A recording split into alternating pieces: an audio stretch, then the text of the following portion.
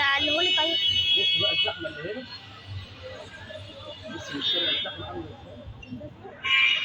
تعالي بقى اقف كده، بص من هنا كده على الشارع هنا وهنا، مش مقابر اليهود اللي احنا عايشين فيها، شارع الفقر اللي احنا عايشين فيه. بس هنا ده دوشه مش هتعرفوا تناموا.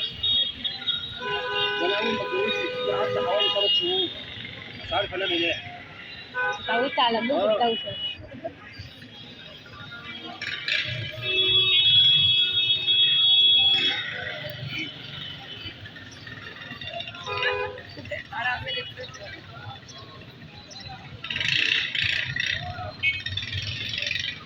خلاص.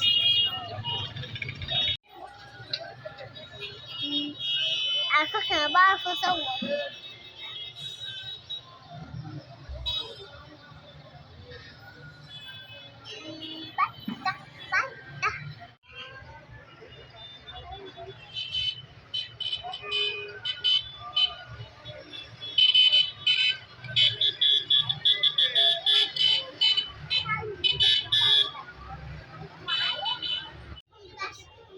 لا طبعا ما ينفعش، لا طبعا ما ينفعش، عشان انت معاملتك بقت معامله معفنه قوي بقى.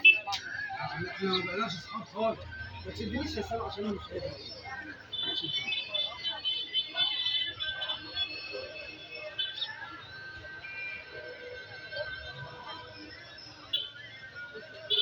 خدي الامر في حط التليفون في قلبك. كده يعني؟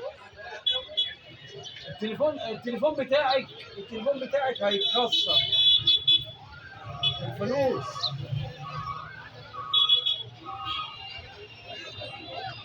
بصي اديك زيت تشيل.